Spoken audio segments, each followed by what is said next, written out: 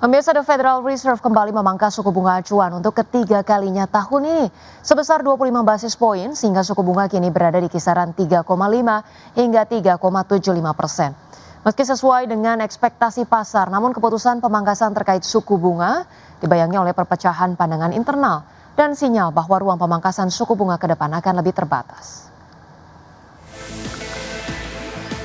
The Federal Reserve kembali memangkas suku bunga acuan untuk ketiga kalinya tahun ini. Namun keputusan tersebut dibayangi perpecahan pandangan internal dan sinyal bahwa ruang pemangkasan suku bunga ke depan akan lebih terbatas. Dalam pertemuan Federal Open Market Committee, The Fed memangkas suku bunga acuan sebesar 25 basis point menjadi kisaran 3,5 hingga 3,75%. Langkah ini sesuai ekspektasi pasar yang memprediksi hawkish cut. My colleagues and I remain squarely focused on achieving our dual mandate goals of maximum employment and stable prices for the benefit of the American people. Although important federal government data for the past couple of months have yet to be released, available public and private sector data suggests that the outlook for employment and inflation has not changed as much since our meeting in October. Conditions in the labor market appear to be gradually cooling, and inflation remains somewhat elevated. In support of our goals, in light of the balance of risks to employment and inflation, today the Federal Open Market Committee decided to lower our policy interest rate by a quarter percentage point. As a separate matter, we also decided to initiate purchases of shorter-term Treasury securities solely for the purpose of maintaining an ample supply of reserves over time, thus supporting effective control of our policy rate. Meski demikian, pemangkasan suku bunga tidak berjalan mulus karena keputusan tersebut disertai sinyal kehati-hatian mengenai arah kebijakan selanjutnya dan mencatat 3 suara penolak. Dengan demikian, keputusan 9-3 menjadi yang paling terbelah dan belum pernah terjadi sejak September 2019.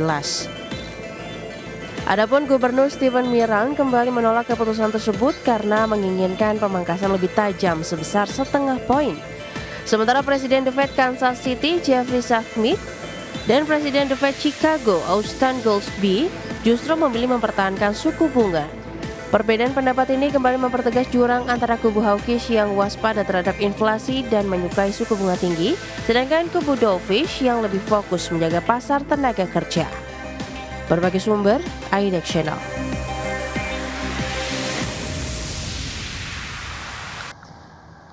Pemirsa, harga emas berbalik menguat pada perdagangan Rabu setelah Bank Sentral Amerika Serikat kembali memangkas suku bunga acuan.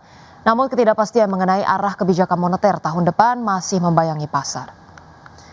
Harga emas spot naik 0,7% menjadi 4.236 dolar Amerika per ons. Sedangkan harga emas berjangka Amerika Serikat untuk kontrak pengiriman Februari ditutup turun 0,3% menjadi 4.224 dolar per ons. Adapun sebelumnya The Fed memutuskan untuk memangkas suku bunga acuan dalam pemungutan suara yang kembali terpecah, namun memberikan sinyal kemungkinan jeda pada pemotongan selanjutnya. Pejabat Bank Sentral menilai perlunya sinyal yang lebih jelas mengenai arah pasar tenaga kerja dan inflasi sebelum melanjutkan langkah pelonggaran lanjutan.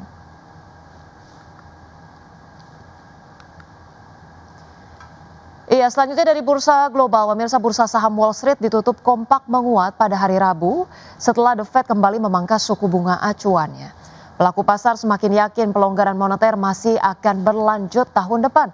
Adapun pemangkasan suku bunga sebesar 25 basis poin pada FOMC Desember merupakan yang ketiga kali berturut-turut sehingga Fed Funds Rate kini berada pada kisaran 3,5 hingga 3,75%. Baik pemirsa, pada perdagangan Rabu indeks Dow Jones Industrial Average melonjak 1,1% ke level 48.057, kemudian indeks S&P 500 naik 0,7% ke level 6.886. Kemudian indeks Nasdaq Composite menguat 0,3% ke level 23.654. Sementara itu pemirsa, sebelumnya dari Eropa, bursa ekuitas Eropa berakhir mendatar pada perdagangan Rabu dengan investor mengambil pendekatan hati-hati menjelang keputusan suku bunga The Fed, serta mencermati deretan pengumuman korporasi. Pada perdagangan Rabu, indeks Stoxx 600 ditutup naik tipis 0,07% ke level 578,17. Dengan mayoritas indeks utama di kawasan bergerak di zona merah, seperti indeks DAX Jerman yang turun 0,13% ke posisi 24.130 dan indeks CAC Prancis yang merosot 0,37% ke posisi 8.022. Terkait dengan PT Samator Indo Gas Tbk menyiapkan sejumlah strategi untuk mendongkrak kinerja yang relatif lesu sepanjang 9 bulan 2025. Strategi-strategi tersebut meliputi optimalisasi penggunaan pabrik, meningkatkan pangsa pasar bisnis retail, serta meningkatkan efisiensi penjualan. Menjelang tahun 2026, PT Samator Indo Gas Tbk menyiapkan sejumlah strategi untuk mendongkrak kinerja yang relatif lesu sepanjang 9 bulan 2025. Wakil Direktur Utama Samator Indo Gas, Sigit Purwanto, menyatakan hingga saat ini perseroan telah mengoperasikan total 60 pabrik dan 103 stasiun pengisian yang tersebar di 29 provinsi di Indonesia. Optimalisasi penggunaan pabrik bakal menjadi salah satu fokus perseroan. Kedepan perseroan berencana untuk meningkatkan pangsa pasar bisnis retail atau gas kemasan melalui aksi akuisisi pelanggan baru. Selain itu, guna memperkuat pangsa pasar, perseroan juga berencana melakukan penambahan variasi produk di lokasi stasiun pengisian yang saat ini telah tersedia. Adapun sepanjang periode 2024-2025, perseroan AGII telah melakukan sejumlah ekspansi dengan membangun beberapa pabrik baru.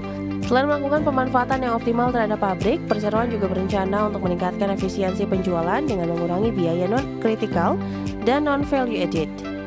Selain itu, perseroan juga akan lebih memanfaatkan penggunaan teknologi dalam proses bisnisnya.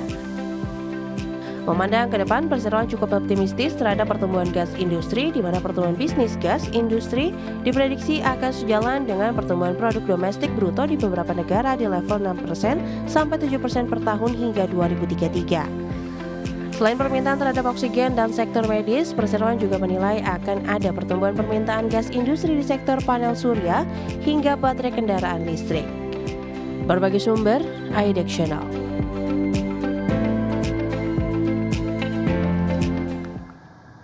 Pemirsa, emiten properti di Indonesia Paradise Property Tbk menargetkan pendapatan sebesar 1,5 triliun rupiah pada akhir 2025. Selama 9 bulan pertama tahun ini, perseroan membukukan pendapatan neto 1,31 triliun rupiah atau tumbuh 49,7% secara year on year.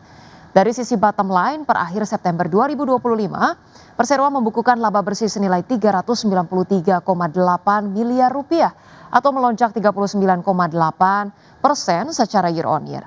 Adapun pada tahun ini perseroan menargetkan akan merampungkan 2 proyek, yaitu Antasari Place dan 23 Pascal Bandung.